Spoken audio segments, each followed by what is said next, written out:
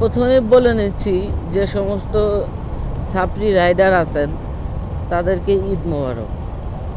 তো তাই ভাবছি যে এখন আর বাইক নয়, এখন কিনবো নতুন একটা সাইকেল কিনবো। জরিমানা হচ্ছে 10,000 টাকা প্লাস 2.5 মাস না যেন 3 মাসের জেল। তো হ্যালো এভরিওয়ান, কেমন আছেন সবাই? আশা করি সবাই ভালো আছেন। তো আমি ভালো আছি। তো আজকে আমরা একটু কথা বলবো হচ্ছে ইদানিং ফেসবুকে ঢুকলেই দেখা যাচ্ছে বিআরটিএ থেকে নতুন একটা নিয়ম দিছে। তো যেটা নিয়মটা দিচ্ছে হচ্ছে আপনার গ্রামীণ পরিবেশে আপনার রাইড করতে হবে 30 কিলোমিটার, আর শহরের ভিতর বাইক রাইড করতে হবে 30 কিলোমিটার। আর হাওয়াই এক্সপ্রেস যেগুলো আছে সেগুলোতে হচ্ছে আপনার সর্বোচ্চ গতিসীমা দিয়েছে হলো 60 কিলোমিটার। তো একটা বাইকে যদি হাওয়াইয়ের মতো রাস্তায় যদি সর্বোচ্চ গতিসীমা 60 দেয়, তাহলে আমরা বাইকাররা কতটুকু নিরাপদ? তো এটা নিয়ে একটু কথা বলবো আমরা। তো আমি এখন আছি হচ্ছে একটা গ্রামের রাস্তা। এখানে যদি আমি বিআরটি এর নিয়ম মানতে যাই, তাহলে দেখেন আমার বাইক আছে 30-এ। তো এখন চাইলে কিন্তু এই যে সামনে দুটো সাইকেল দেখতে পাচ্ছেন, ওনারা চাইলেও কিন্তু আমাকে ওভারটেক করে চলে যেতে পারবে। তো তাইলে এই নিয়ম কিসের জন্য? কারণ এই যে আমার বাইকটা হচ্ছে একটা 150 সিসির বাইক। তো এই বাইকের পিক আপ দিলে তো এমনিতে প্রথম গিয়ারে তো আপনার 30 আপ হয়ে যায়।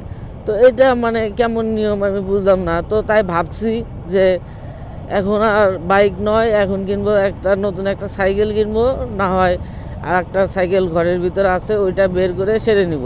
যে এই বাইক রাইড করার থেকে সাইকেল চালানো 1000 গুণে ভালো। কেননা একটা বাইক যদি একটা সাইকেলও যদি রাইড করি, আমার সাইকেল 30-এ রাইড করে 30-এর থেকে আমি বেশি সময়ের মধ্যে আমি জায়গা মতো পৌঁছাইতে পারবো। তো তাইলে আমার বাইক কিনে কী লাভ? আর একটা কথা সেটা হচ্ছে এই যে ইদানিং দেখা যাচ্ছে যে সরকার 350 সিসি বাইকের অনুমোদন দিছে বাংলাদেশে। তো তাহলে 350 সিসি বাইক অনুমোদন দিয়ে লাভ কি? এখন 350 সিসি বাইক কিংবা 250 সিসির বাইক অনেকগুলোই কিন্তু আপনার অলরেডি বাংলাদেশে চলে আসছে 250 সিসি। তো 250 সিসির বাইক কিনে যদি আমাকে এই গ্রামের রাস্তায় 30-এ রাইড করতে হয়, প্লাস আপনার শহরের ভিতরে এই সর্বোচ্চ গতিসীমা 60-এ রাইড করতে হয়, তাহলে আমার এই বাইক কিনে লাভ কি? এই জিনিসটা আমাকে একটু আপনারা বলবেন যে আসলে আমাদের এটার লাভ কি। 60 তো যদি আমরা সাধারণ অটোর কথাই বলি, তাইলে কিন্তু ওনাদের গতি কিন্তু আপনার যদি এই সমস্ত রাস্তায় যদি তারা চলে, তার কিন্তু 40+ সবসময় টান থাকে। তাহলে আমরা কতটুকু নিরাপদ এটা আমাকে বুঝান। তাহলে অটোর মতো গাড়ি যদি আমাদেরকে ওভারটেক করে যায়, তাহলে আমাদের তো বাইক রেখে সাইকেল চালানোই ঠিক হবে আমার যেটা মনে হচ্ছে।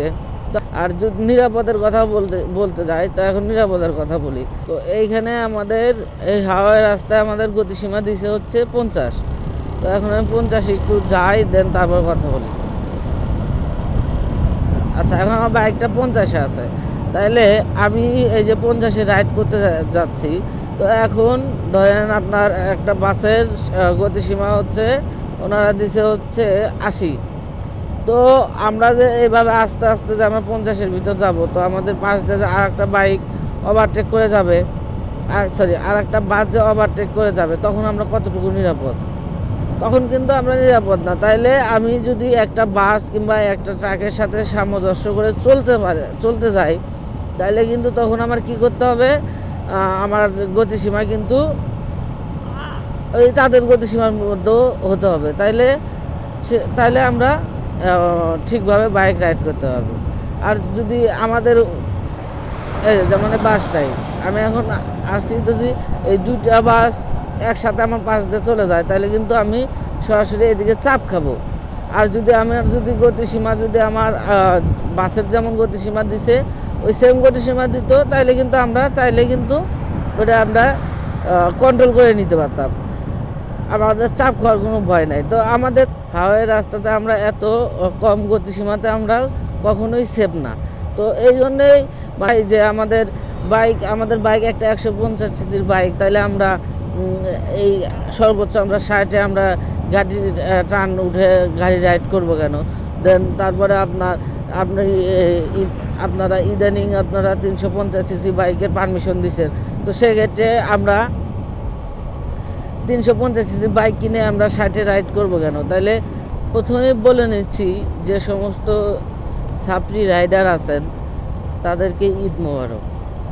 কেননা কারণ সরকার বিআরটির থেকে নতুন একটা নিয়ম হয়েছে, সর্বোচ্চ গতিসীমা হচ্ছে আপনার 60 হাওয়াই রাস্তায়, গ্রাম্য অঞ্চলে হচ্ছে আপনার 30। তো এই জন্যেই আপনাদেরকে ঈদ মোবারক, কারণ আপনাদের জন্যই কিন্তু আমাদের এই গতিসীমার ভিতর আসতে হচ্ছে। তো এই জন্যে আপনাদেরকে আবারও ঈদ মোবারক জানাচ্ছি। কারণ আপনারা দেখা যাচ্ছে যে অধিকাংশ যদি 100% বাইকের মধ্যে আপনার 90% বাইক কিন্তু সরকারের নিয়ম মেনে কিন্তু কোনো বাইকই চলে না। আমরা যত কথাই বলি না কেন, আমাদের কিন্তু কোনো বাইকই আমরা সরকারি নিয়মে চলি না। আমি যে কথা বলতেছি, আমি যে সরকারি নিয়মে চলি তা না। আমরা হাওয়াই রাস্তা উঠলে দেখা যাচ্ছে সর্বোচ্চ গতিসীমা লেখা আছে 40, তাই বলে কি আমরা 40-এ রাইড করি? কখনোই আমরা 40-এ রাইড করি না। তো এইটা নিয়ে বলার কিছু নাই। কিন্তু আপনার বাইক আছে ভালো কথা, আপনি হাওয়াই রাস্তায় চলেন, আপনি ভালো কথা। কিন্তু কিছু কিছু ছাত্রী কন্টেন্ট ক্রিয়েটার আছে, ইউটিউবার আছে, যারা দেখা যাচ্ছে বাইক হাতে পাইলেই তুলবে, প্লাস আপনার হাতে পাইলে এই যে এরকম করে মানে আঁকা বাঁকা করে বাইক রাইড করবে।